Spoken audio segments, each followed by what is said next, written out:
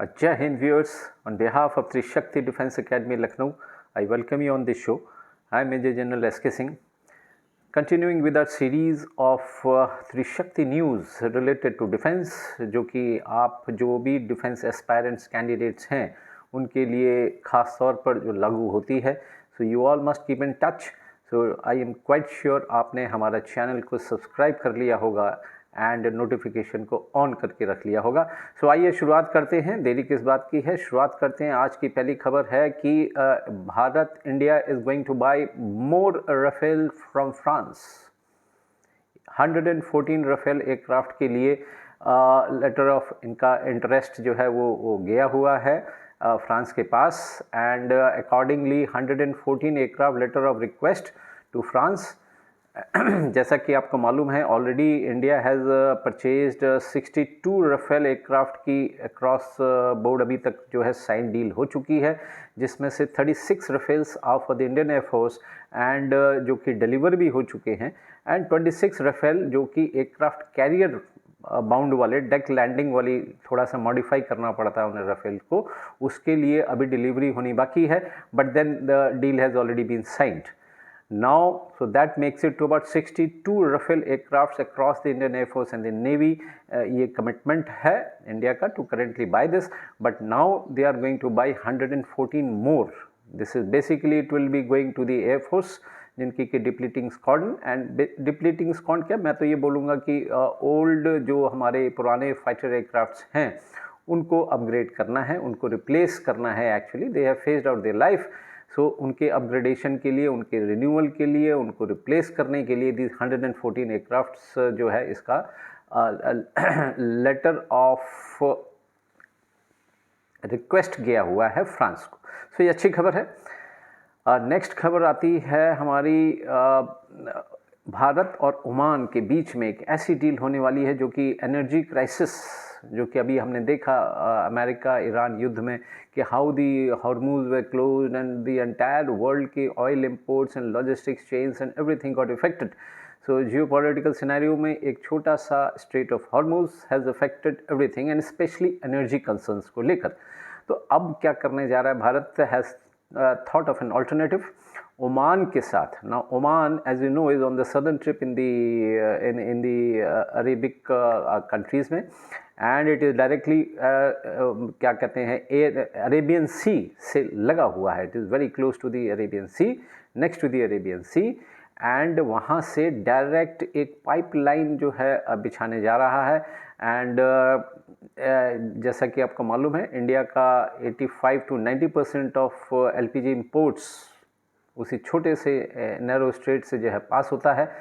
तो ये एक अंडर द सी बेड पर डायरेक्ट ऑयल लाइन रहेगी from Oman to India, that is on the western coast.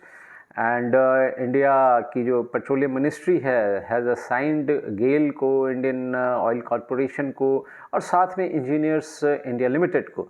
तो एक फिजिबिलिटी स्टडी हो रही है. आई एम क्वाइट श्योर जो फिजिबिलिटी स्टडी है तो इसको जो है अमल में भी जो है लाना बहुत ज़रूरी होगा, और वो लाया जाएगा because energy is such a thing and we can not depend, because इस टाइप के हालात फ्यूचर में भी दोबारा से आ सकते हैं. तो लार्सन एंड टूबो जो कि मेजर इंजीनियरिंग कंपनी है, तो ये प्रोक्योरमेंट एंड कंस्ट्रक्शन बेनिफिशरीज, और ये मतलब ये लोग जो है मिल के ये इस पाइपलाइन को बनाएंगे. और इसी के साथ ही unlike the most countries which rely on the shipping through the strait, actually much of the Oman's coast line जो है वो लोकेटेड है आउटसाइड द स्ट्रेट. उनका स्ट्रेट से कोई most part of the Oman and directly opening into the Arabian Sea and the Gulf of the Oman. and जो उनके major ports हैं, पोर्ट ऑफ सलाला हो या पोर्ट ऑफ लुकम हो, they will be available for availability direct communication and हमारे transportation के लिए. तो ये है हमारी दूसरी खबर. हमारी अगली खबर आती है इंडिया फोर्स से. ना इंडिया फोर्स जो है एक बहुत ही अच्छा रिसर्च करने जा रहा है. रिसर्च क्या, मैं बोलूँगा काफ़ी हद तक एडवांस स्टेज में है. एक ऐसा प्रोजेक्ट बनाने जा रहा है जो एयर लॉन्च्ड इफेक्ट को ख़ास तौर पे जो एंटी ड्रोन हैं और या ड्रोन वारफेयर को एक बहुत बूस्ट देने जा रहा है. और ये क्या है कि यूएवी से यूएवी को लॉन्च करना. यानी कि from the air, so there will be a mother aircraft और a mother UAV you can say, और वहीं से it will be carrying so many other smaller UAVs and it will be launching those UAVs from the air. तो इससे ये होगा कि low cost वाले हमारे और लो एंड्योरेंस वाले जो हमारे यूएवीज हैं which will be costing less, तो उनको हम डिप्लॉय कर सकेंगे where in the area where required. तो इससे कॉस्टिंग में फ़र्क आएगा एंड हमारा जो रीच है, overall reach if you see, वो हमारा जो है काफ़ी बढ़ जाएगा। तो it is going to be a big boost. तो ये प्रोजेक्ट ALE है, एयर लॉन्च्ड इफेक्ट्स होंगे and significant shift in the aerial warfare होने जा रहा है, focusing on the concept of UAV to UAV aerial deployment. तो इसके देखिए फ़ायदे, एक तो एक्सटेंडेड रीच मैंने आपको बतलाया, smaller drones with limited battery life भी जो है यहाँ पर ये ऑपरेट कर सकेंगे and deep inside the contested जो भी टेरिटरी है, और साथ में stealth, it will enhance the stealth. Primary platform जो है अपने सेफ डिस्टेंस में रहेगा, it will not be inside the enemy territory, अपने एरिया में फ्लाई कर सकता है, वहाँ से they can be launch. So it will B harder to detect. The mother UAV की मैं बात कर रहा हूँ, द मदर शिप की मैं बात कर रहा हूँ। And then of course the next biggest advantage will be the provide multi-role capability for depending on the mission। उसी हिसाब से जो है वो ड्रोन लॉन्च किया जाएगा। So इलेक्ट्रॉनिक वॉरफेयर जैमर्स हों, सर्वेलेंस सेंसर्स हों, so this is a new technology and it's good।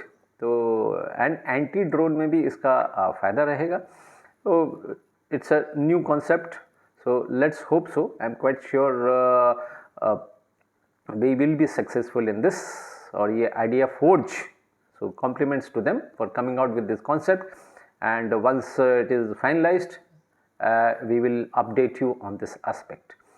हमारी अगली खबर है म्यांमार को लेकर, इंडिया म्यांमार रिलेशंस। हाल ही में उनके प्रेसिडेंट जो हैं यहाँ पर विजिट के लिए आए भी थे, भारत के प्रधानमंत्री से भी मिले हैं एंड जॉइंट स्टेटमेंट भी दोनों तरफ से जो हैं दिए गए हैं। एंड ये कि म्यांमार जो है वो पूरा सपोर्ट करता है, भारत भी सपोर्ट करता है for sovereignty and territorial integrity of Myanmar, and Myanmar को पूरा सपोर्ट बोला है कि उनके जो भी एफर्ट्स हैं इन अचीविंग पीस, स्टेबिलिटी हो, नेशनल रिकन्सिलिएशन हो, सोशल इकोनॉमिक डेवलपमेंट हो, इन सब क्षेत्र में जो है उनके लिए तारीफ़ करी है the way the Myanmar government is doing. तो उनके जो प्रेसिडेंट है hang, he has expressed appreciation for India's constructive support and cooperation, और इसी के साथ ही तो बेटर बॉर्डर मैनेजमेंट पर भी जो है डिस्कशन हुआ है। Bilateral cooperation including your trade हो, कॉमर्स हो, इकोनॉमिक टाइज हो, defence, security, border management, development assistant, cultural exchanges, तो इन सब चीज़ों के ऊपर एग्रीमेंट हुआ है एंड मेमोरेंडम ऑफ अंडरस्टैंडिंग ये जो है बिल्कुल तैयार है हुआ है and it has been duly signed.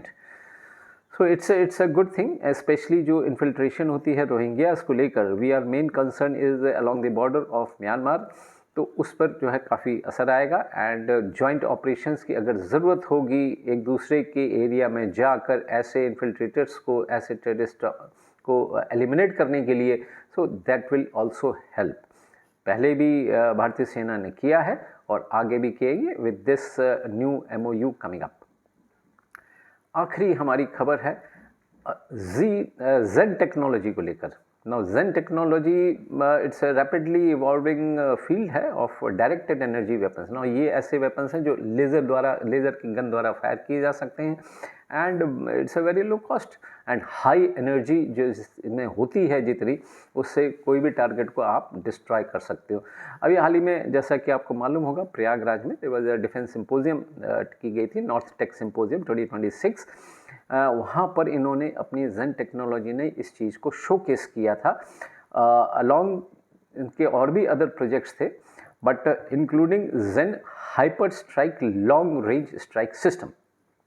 Now ये है which is AI powered anti drone solutions, smart air burst ammunitions and unmanned ground vehicles. तो ये काफ़ी सारे क्षेत्र हैं जिस पर जेन टेक्नोलॉजी जो है काम कर रहा है एंड इन्होंने अपना प्रोजेक्ट को हाईलाइट किया था, यहाँ पे शोकेस भी हुआ है। तो इनका ये एक्सपैंडिंग पोर्टफोलियो है of next generation battlefield technology को लेकर। तो इसमें जो मेन चीज़ जो आइडेंटिफाई की गई है which India would like to acquire, and that is Zen Bisley. Zen Bisley is a laser-based directed energy weapon.